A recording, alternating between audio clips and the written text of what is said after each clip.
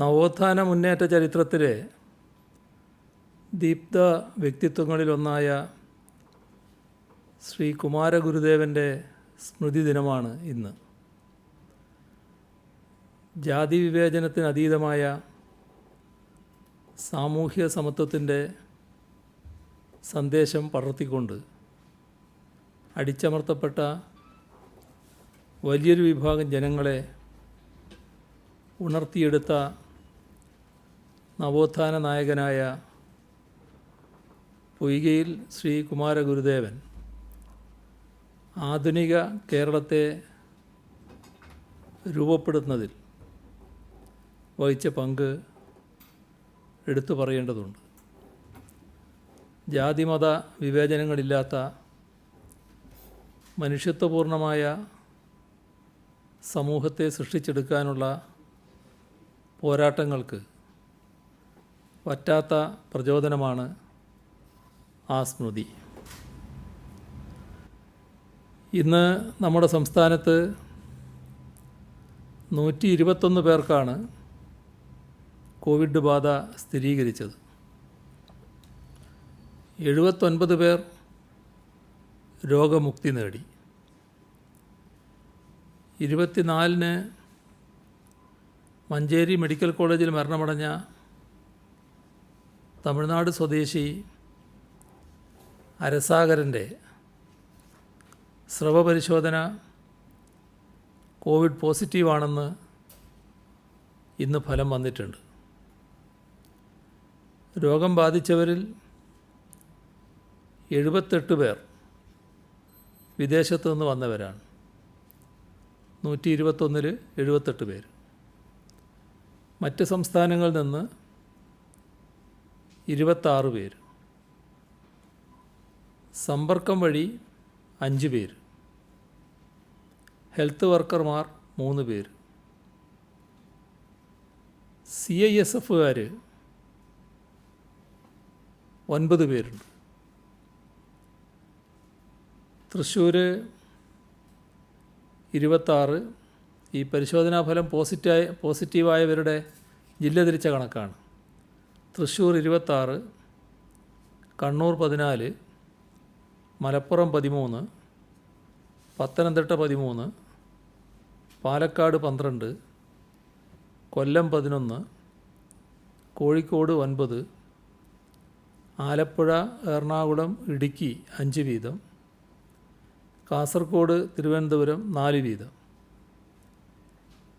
ഇങ്ങനെയാണ് പോസിറ്റീവായവർ.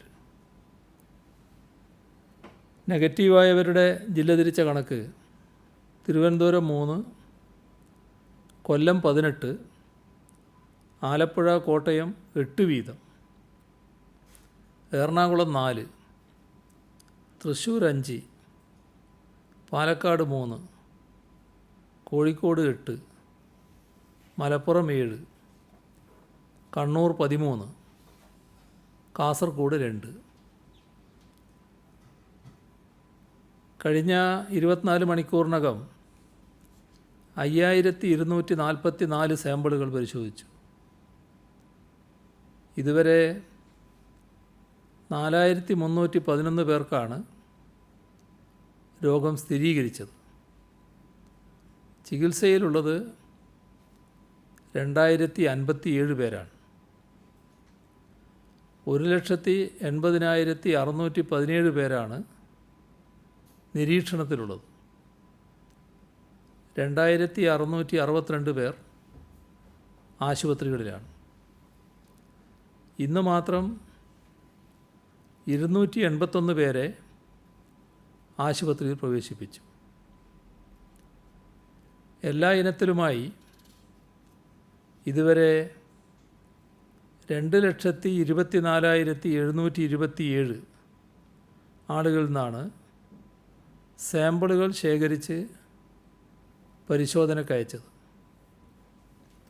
സ്വകാര്യ lab repeat sample ഉൾപ്പെടെ ഇതുവരെ 1,71,846 വ്യക്തികളുടെ സാമ്പിൾ പരിശോധനയ്ക്കയച്ചതിൽ 2774 ഫലം വരാനുണ്ട്. ഇതുവരെ സെൻറ്റിനൽ സർവൈലൻസിൻ്റെ ഭാഗമായി മുൻഗണനാ വിഭാഗത്തിൽപ്പെട്ട 46,689 സാമ്പിളുകളാണ് ശേഖരിച്ചത്. അതിൽ 45,065 നെഗറ്റീവായിട്ടുണ്ട്. സംസ്ഥാനത്തെ ഹോട്ട്സ്പോട്ടുകളുടെ എണ്ണം 118. മലപ്പുറം ജില്ലയിലെ പൊന്നാനി താലൂക്കിൽ ഇന്ന് വൈകിട്ട് 5 മണി മുതൽ ജൂലൈ 6 അർദ്ധരാത്രി വരെ ട്രിപ്പിൾ ലോക്ക്ഡൗൺ നടപ്പാക്കും. എടപ്പാൾ, പൊന്നാനി പ്രദേശങ്ങളിൽ ധാരാളം കോവിഡ് കേസുകൾ റിപ്പോർട്ട് ചെയ്ത സ്ഥലങ്ങളിൽ വ്യാപകമായി ടെസ്റ്റുകൾ നടത്താൻ തീരുമാനിച്ചിട്ടുണ്ട്. പനി, ശ്വാസകോശ സംബന്ധമായ പ്രശ്നങ്ങൾ എന്നീ ലക്ഷണങ്ങളുള്ള എല്ലാവരെയും പരിശോധിക്കും.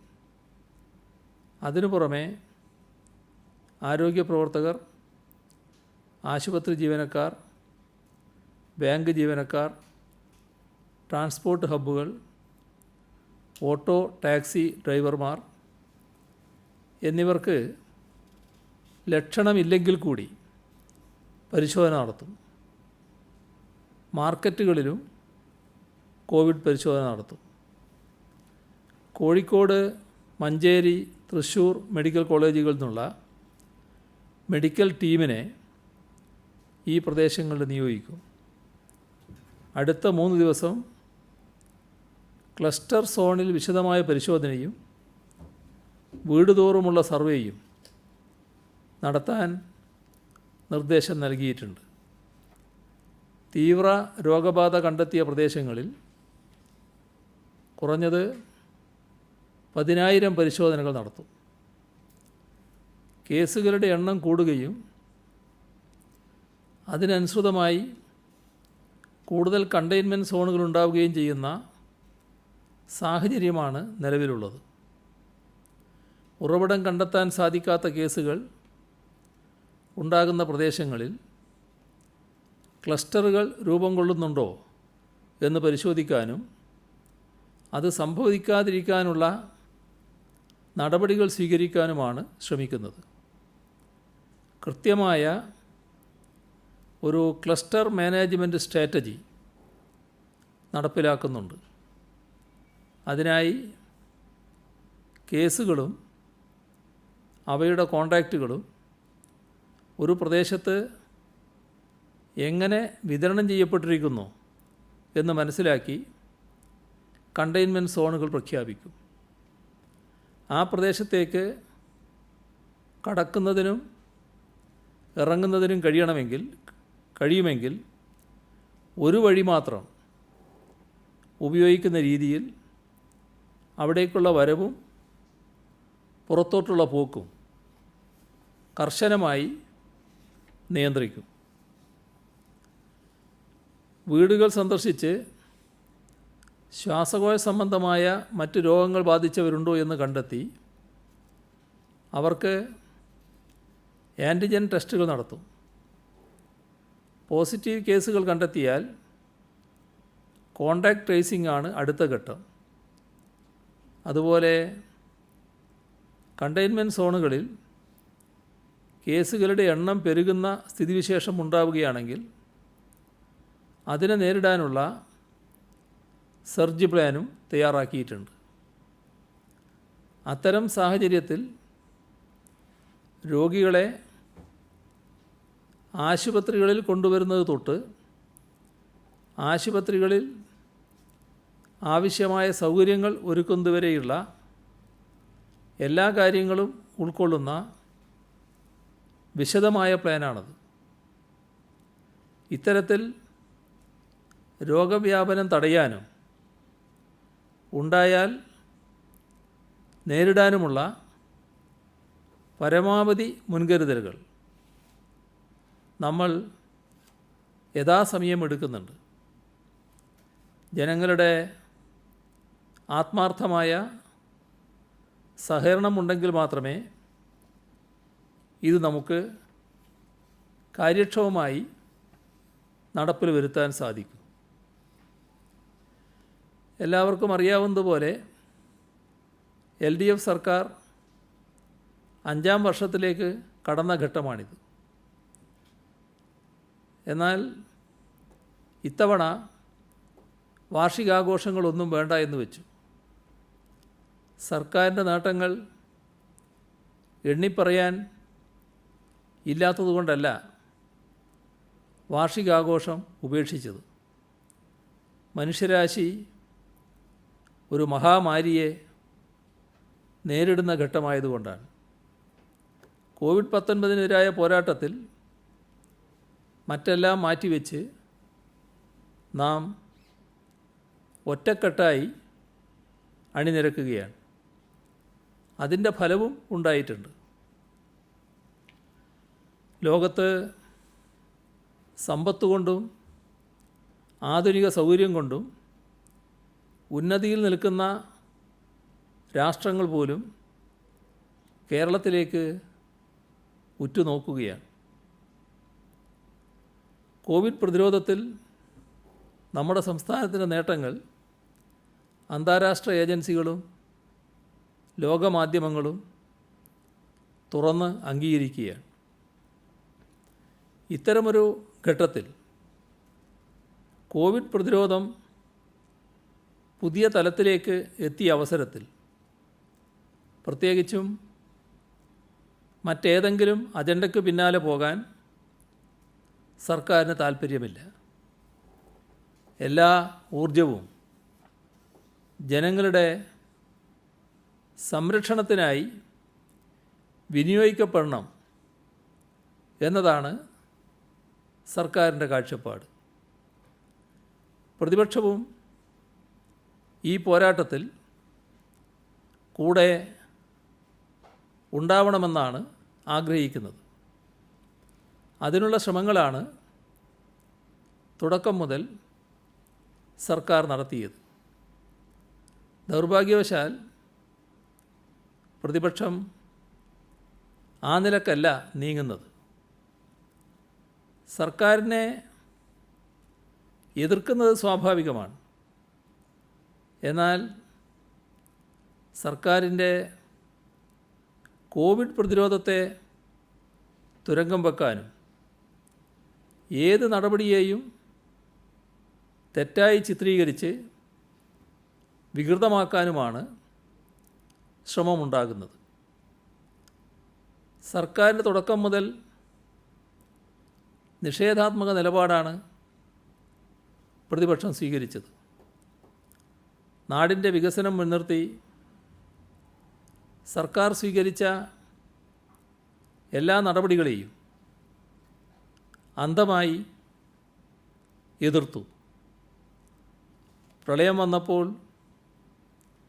അതിജീവനത്തിനായി ദുരിതാശ്വാസ നിധി കണ്ടെത്തുന്നതിനെ പോലും അട്ടിമറിക്കാൻ ശ്രമിച്ചു. കോവിഡ് കാലത്ത് സർക്കാർ ജീവനക്കാരുടെ ശമ്പളത്തിലൊരു ഭാഗം മാറ്റിവെക്കാൻ തീരുമാനിച്ചപ്പോൾ ആ ഉത്തരവ് കത്തിച്ചവരാണ് ഇവർ.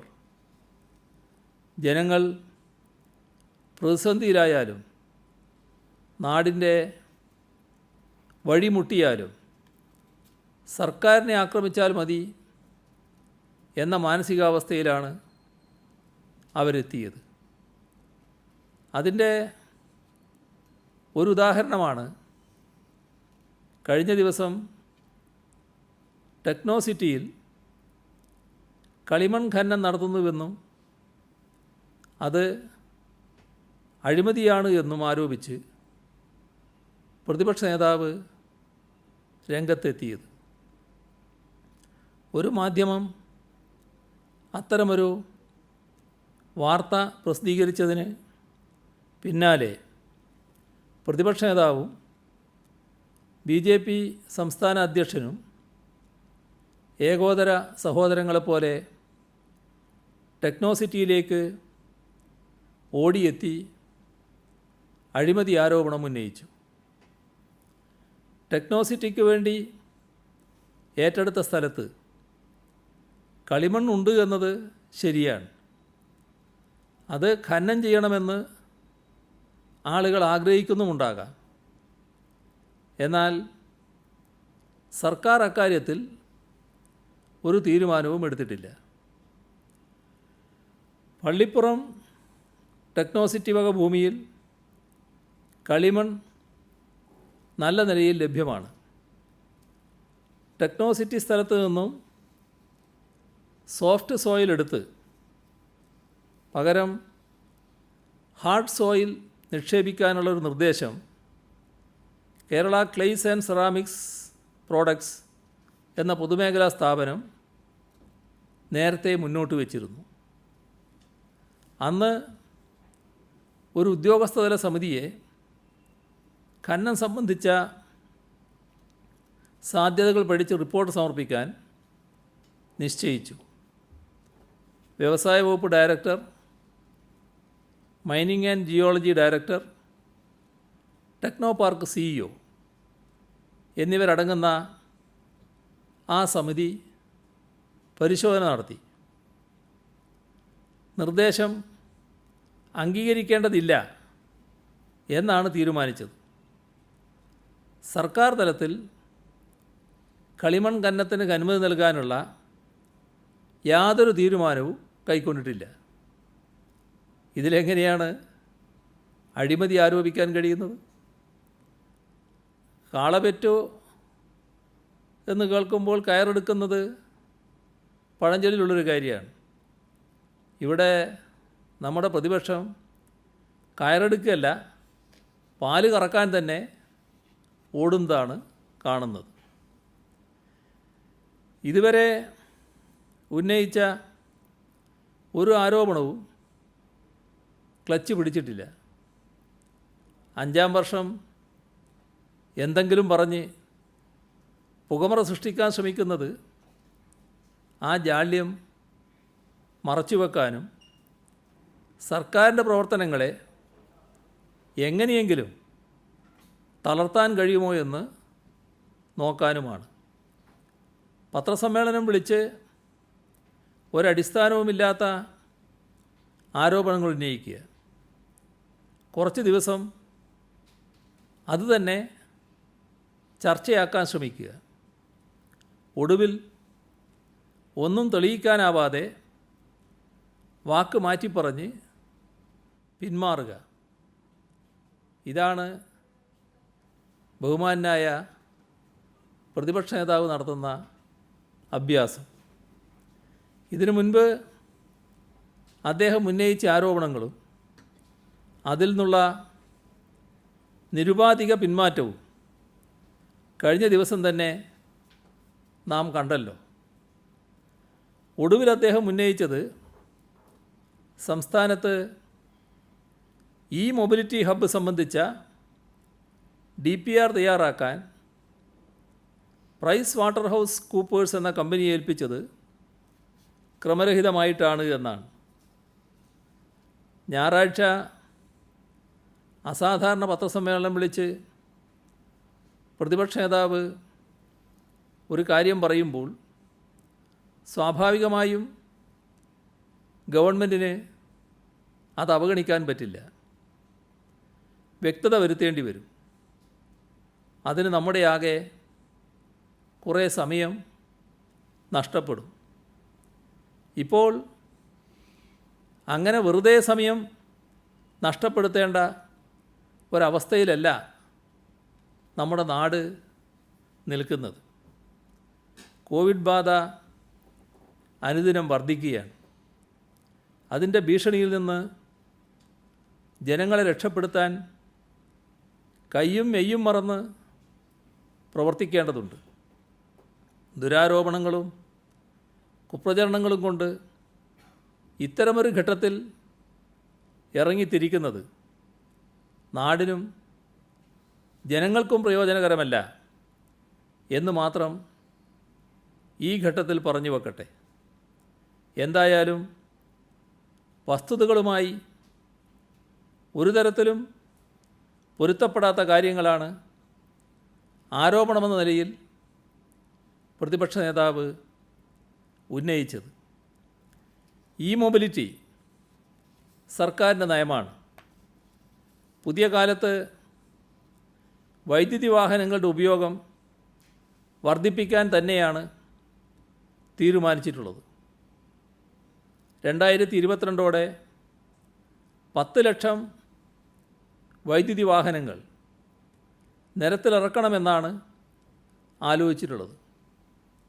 മദ്രാസ് IITയിലെ പ്രൊഫസർ അശോക് ജുൻജുൻവാലയുടെ നേതൃത്വത്തിൽ രൂപീകരിച്ച സമിതിയുടെ റിപ്പോർട്ടിൻ്റെ അടിസ്ഥാനത്തിലാണ് സംസ്ഥാനത്തിൻ്റെ വൈദ്യുതി വാഹന നയം രൂപീകരിച്ചത്.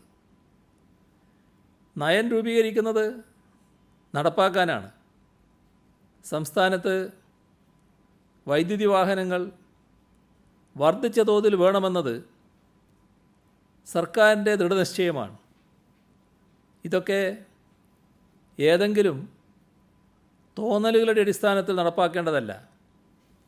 സാധ്യതകളും പരിമിതികളും ശാസ്ത്രീയമായി പഠിച്ച് ചെയ്യേണ്ടതാണ്. അതിനുവേണ്ടിയാണ് വിശദമായ പ്രോജക്റ്റ് റിപ്പോർട്ട് തയ്യാറാക്കുന്നതും അതിനായി പഠനങ്ങൾ നടത്തുന്നതും. പ്രതിപക്ഷ നേതാവ് പരാമർശിച്ച പ്രൈസ് വാട്ടർ ഹൗസ് കൂപ്പേഴ്സ് എന്ന സ്ഥാപനം ഇന്ത്യ ഗവൺമെൻറ്റിൻ്റെ ഇലക്ട്രോണിക്സ് ആൻഡ് ഇൻഫർമേഷൻ ടെക്നോളജി മന്ത്രാലയത്തിൻ്റെ കീഴിലുള്ള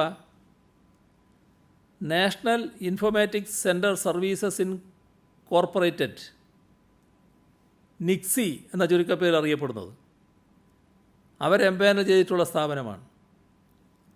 കേരള സർക്കാർ 2019 ആഗസ്റ്റ് 13 ഉത്തരവ് പ്രകാരം നിക്സിയുടെ അംഗീകൃത ലിസ്റ്റിലുള്ള 3 കമ്പനികളെ ബസ് പോർട്ടുകൾ, ലോജിസ്റ്റിക് പോർട്ടുകൾ, ഇ മൊബിലിറ്റിക്കുള്ള കർമ്മപദ്ധതി തയ്യാറാക്കൽ എന്നിവയുടെ കൺസൾട്ടൻറ്റുകളായി തീരുമാനിച്ചിട്ടുണ്ട്.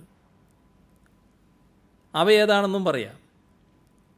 പ്രൈസ് വാട്ടർ ഹൗസ് കൂപ്പേഴ്സ് ദക്ഷിണ മേഖല, തിരുവനന്തപുരം, കൊല്ലം, പത്തനംതിട്ട, ആലപ്പുഴ, എറണാകുളം.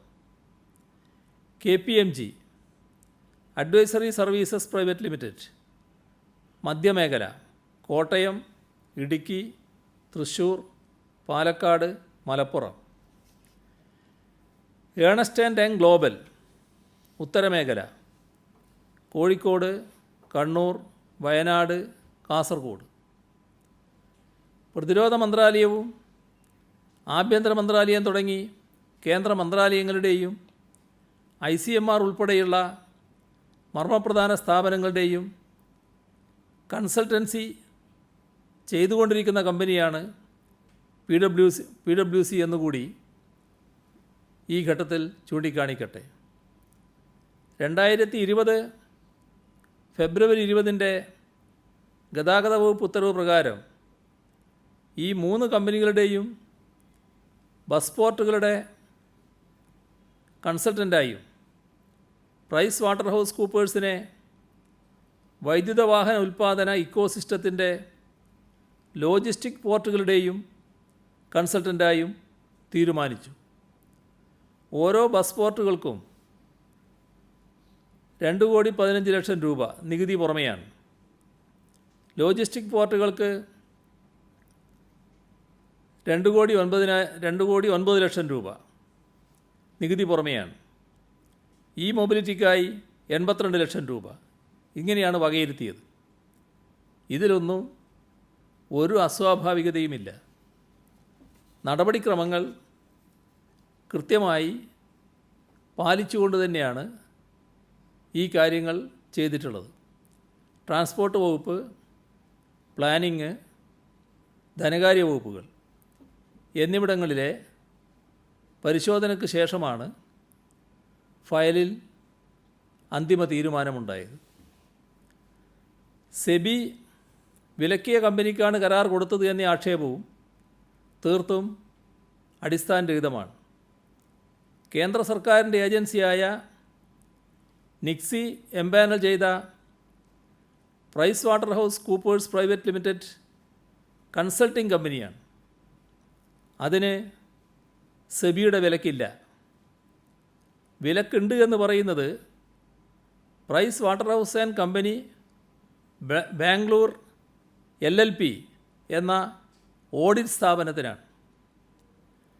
ആ സ്ഥാപനമാണ് ഡോക്ടർ മൻമോഹൻ സിംഗിൻ്റെ സർക്കാരിൻ്റെ കാലത്ത് അഗസ്റ്റ് വെസ്റ്റ്ലാൻഡ് ഹെലികോപ്റ്റർ ഇടപാടിൽ ഗുരുതരമായ ക്രമക്കേടുകൾ ഓഡിറ്റിങ്ങിൽ കണ്ടെത്തിയത്. കരാറിലെ പ്രശ്നങ്ങളും ഇടനിലക്കാരുടെ പങ്കാളിത്തവും അവർ തെളിവ് സഹിതം ചൂണ്ടിക്കാണിക്കുകയും ചെയ്തിരുന്നു. ഈ ഓഡിറ്റ് റിപ്പോർട്ടിൻ്റെ അടിസ്ഥാനത്തിലാണ് പിന്നീട് അന്വേഷണങ്ങൾ വേണ്ടി വന്നത്. കേസ് ഇപ്പോഴും നടക്കുകയാണ്. അത് ഓഡിറ്റ് കമ്പനി, ഇത് കൺസൾട്ടൻറ്റ് സ്ഥാപനം. രണ്ടും രണ്ട് ലീഗൽ എൻറ്റിറ്റിയാണ്. ഓഡിറ്റും കൺസൾട്ടൻസിയും രണ്ട് വ്യത്യസ്ത പ്രവർത്തനമാണ് എന്ന ലളിതമായ കാര്യം മറച്ചു വെക്കപ്പെടുന്നു. കേന്ദ്രം എംപാനൽ ചെയ്ത ഒരു ഏജൻസിയെ പ്രോജക്റ്റ് റിപ്പോർട്ട് തയ്യാറാക്കാൻ ചട്ടപ്രകാരം ചുമതലപ്പെടുത്തിയതിൽ എന്ത് ക്രമക്കേടാണുള്ളത് എന്ന് പറയാൻ പ്രതിപക്ഷ നേതാവിന് കഴിഞ്ഞിട്ടില്ല. കേരളത്തിൻ്റെ ഭാവി ആവശ്യമാണ് പുതിയ ട്രാൻസ്പോർട്ട് നയം. ഇതിൻ്റെ ഭാഗമായാണ് കേരളത്തിന് ഉതകുന്ന വിധത്തിൽ ഇലക്ട്രിക് വെഹിക്കിൾ നയവും ഇലക്ട്രിക് വെഹിക്കിൾ മാനുഫാക്ചറിംഗ് എക്കോസിസ്റ്റവും അവ വികസിപ്പിക്കാനുള്ള പദ്ധതികൾ ആലോചിക്കാനായി 2019 ആഗസ്റ്റ് 17 വ്യവസായ വകുപ്പ്, ധനകാര്യ വകുപ്പ്, ഗതാഗത വകുപ്പ് ഇവയുടെ സെക്രട്ടറിമാരുടെ ഉന്നതതല യോഗം ചേർന്നു. ഫയലിൽ ഉത്തരവുകൾ പുറപ്പെടുവിച്ചത് ചട്ടപ്രകാരമുള്ള എല്ലാ പരിശോധനയും കഴിഞ്ഞതിന് ശേഷമാണ്. നേരത്തെ സൂചിപ്പിച്ചതുപോലെ ധനകാര്യ ആസൂത്രണ വകുപ്പുകൾ കണ്ട ശേഷമാണ് ഇത് സംബന്ധിച്ചുള്ള ഉത്തരവുകൾ ഇറങ്ങിയത്. 2019 ജൂലൈ 11 ഉത്തരവിന് ശേഷം 2020 ഫെബ്രുവരി 20 വിശദമായ ഉത്തരവാണ് പുറപ്പെടുവിച്ചിട്ടുള്ളത്. ഇത് എല്ലാ പരിശോധനകൾക്കും ശേഷമാണ്.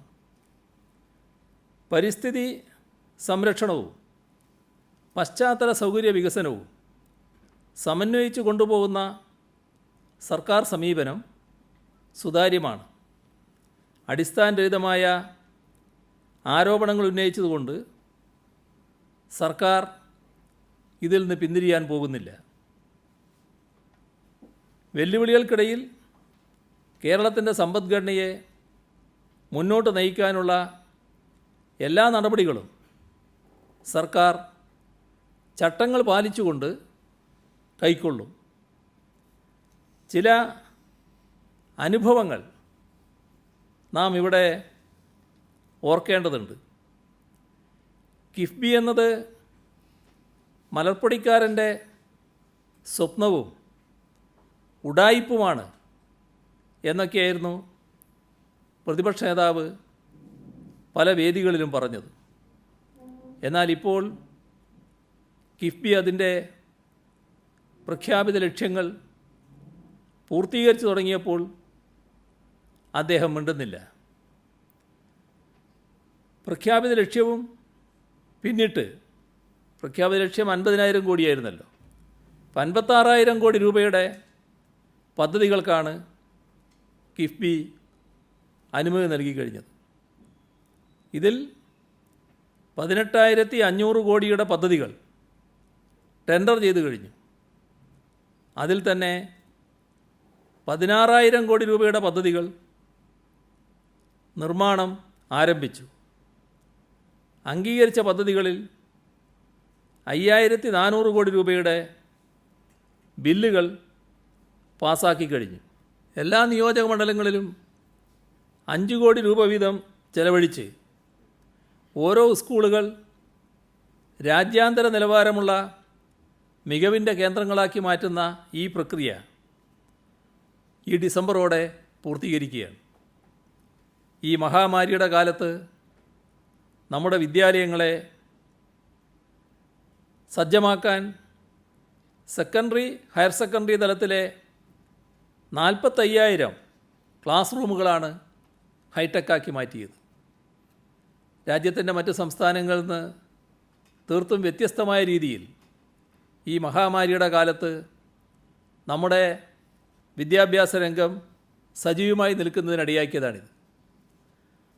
11,000 LP UP സ്കൂളുകളും ആധുനികവൽക്കരിക്കാൻ കഴിഞ്ഞു. 25ഓളം ആശുപത്രികളിൽ 2,200 കോടി രൂപ ചെലവിൽ അടിസ്ഥാന സൗകര്യ വികസനം പുരോഗമിക്കുകയാണ്. ഇതിൽ പുനലൂർ താലൂക്ക് ആശുപത്രി, Cochin cancer centre, Ernakulam general ആശുപത്രി എന്നിവയുടെ വികസനം ഈ വർഷം പൂർത്തിയാക്കും. നാളിതുവരെ ഉണ്ടാകാത്ത വിധം വ്യവസായങ്ങൾക്ക് വേണ്ടിയുള്ള സ്ഥലമെടുപ്പിന് 14,000 കോടി രൂപയാണ് വകയിരുത്തിയത്. ഇതിൽ 977 കോടി രൂപ ചെലവിട്ട് പെട്രോ കെമിക്കൽ പാർക്കിൻ്റെ ഭൂമി ഏറ്റെടുക്കൽ പൂർത്തിയായി കഴിഞ്ഞു. ഭൂമിയുടെ വിലയായ 434 കോടി രൂപ ആദ്യ നിക്ഷേപ സംരംഭകരായ BPCL മുതൽ മുടക്കിക്കഴിഞ്ഞു. കൂടുതൽ പറയുന്നില്ല. ഇതൊക്കെ മലർപ്പൊടിക്കാരൻ്റെ സ്വപ്നമാണോ? ഉഡായിപ്പാണോ? ഇത് ജനങ്ങൾ തീരുമാനിക്കട്ടെ. പ്രതിപക്ഷ നേതാവ് തിരുത്തി പറയണമെന്നൊന്നും ഇവിടെ പറയുന്നില്ല. അദ്ദേഹത്തിൻ്റെ മണ്ഡലത്തിലെ ജനങ്ങളും കിഫ്ബിയുടെ ഗുണം അനുഭവിക്കുന്നുണ്ടല്ലോ. വേറെ ചിലത് ജൂൺ 25-ന് പ്രതിപക്ഷ നേതാവ് പറഞ്ഞ കാര്യങ്ങൾ, റീബിൽഡ് കേരളക്ക് KPMGക്ക് കൺസൾട്ടൻസി നൽകിയതിന് പിന്നിൽ അഴിമതി, സർക്കാർ കമ്മീഷൻ തട്ടാൻ വേണ്ടി കരാർ നൽകുന്നു. ഇത് പറഞ്ഞ അതേ പ്രതിപക്ഷ നേതാവ് 3 ദിവസം കഴിഞ്ഞ് ജൂൺ 28-ന് എന്താ പറഞ്ഞത്? അദ്ദേഹം പറഞ്ഞ കാര്യം, കഴിഞ്ഞ ദിവസം ഞാൻ എന്ന് പറഞ്ഞ പ്രതിപക്ഷ നേതാവ് അദ്ദേഹം KPMGക്ക് കൺസൾട്ടൻസി കൊടുത്ത കാര്യം നിങ്ങളുടെ ശ്രദ്ധയിൽപ്പെടുത്തുകയുണ്ടായി. അന്ന് ഇത് തെറ്റാണെന്നും ശരിയായ നടപടിയല്ല എന്നും ഞാൻ പറഞ്ഞപ്പോൾ മുഖ്യമന്ത്രി വൈകുന്നേരത്തെ പത്രസമ്മേളനത്തിൽ വളരെ വിശദമായി പറഞ്ഞു. ചട്ടങ്ങളും നിയമങ്ങളും പാലിച്ചാണ് KPMGക്ക് കൺസൾട്ടൻസി കൊടുത്തത് എന്ന് അദ്ദേഹം പറഞ്ഞു. ടെൻഡർ ചെയ്തെന്ന് ഞാൻ അന്വേഷിച്ചപ്പോൾ ശരിയാണ്. ഞാനെന്നത് പ്രതിപക്ഷ നേതാവാണ്. 28 പേർ അപേക്ഷ കൊടുത്തു. അതിൽ നിന്നും 5 പേരെ തിരഞ്ഞെടുത്തു. അവർ ടെൻഡർ വിളിച്ചു. അങ്ങനെയാണ് KPMG എന്ന കമ്പനിക്ക് കൺസൾട്ടൻസി ഉറപ്പിച്ചത്. എന്താണിതിനർത്ഥം? ഒരന്വേഷണവും നടത്താതെ, ഒരു ഉറപ്പുമില്ലാതെയാണ് ഉത്തരവാദപ്പെട്ട പ്രതിപക്ഷ നേതാവ് ആരോപണങ്ങൾ ഉന്നയിക്കുന്നതെന്നല്ലേ?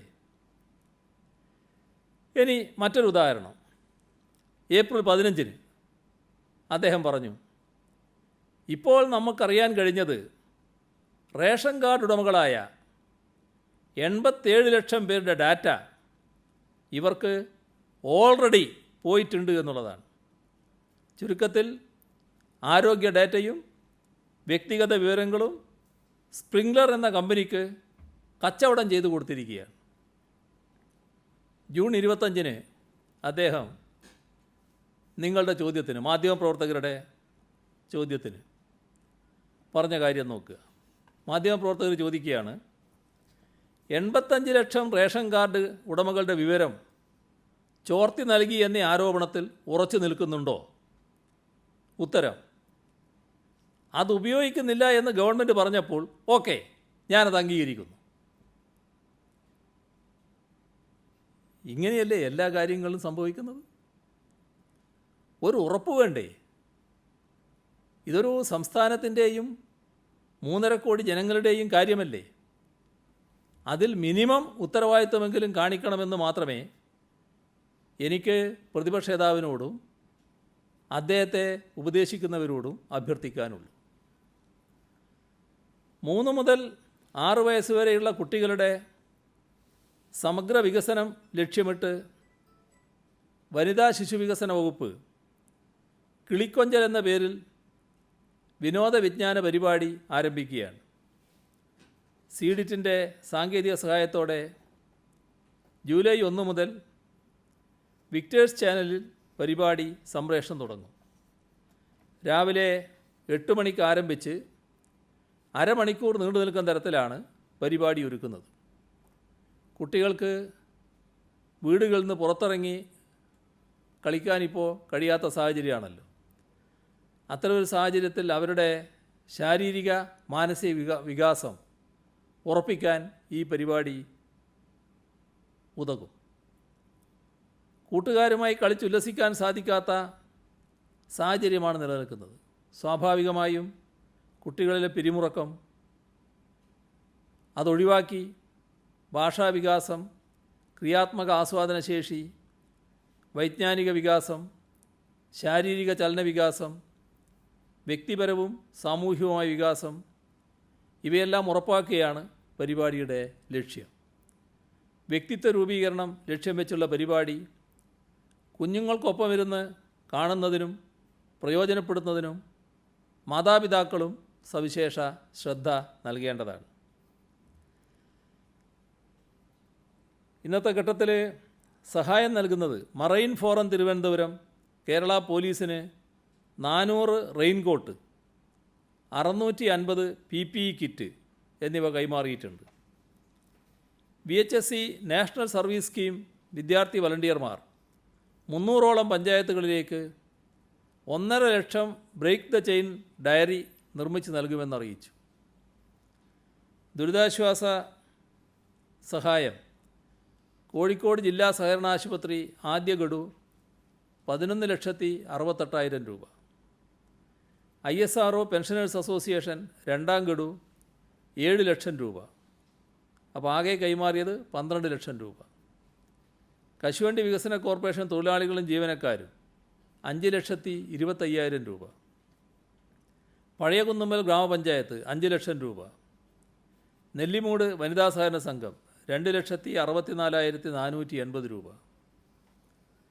തുമ്പ എയറോനോട്ടിക്കൽ സൊസൈറ്റി ഓഫ് ഇന്ത്യ 2 ലക്ഷം.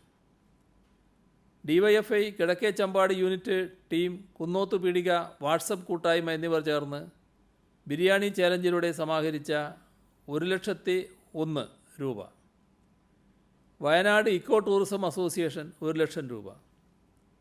പാങ്ങപ്പാറ ശ്രീനാരായണ ഗുരു മന്ദിര സമിതി റെസിഡൻസ് വെൽഫെയർ സഹകരണ സംഘം 1 ലക്ഷം.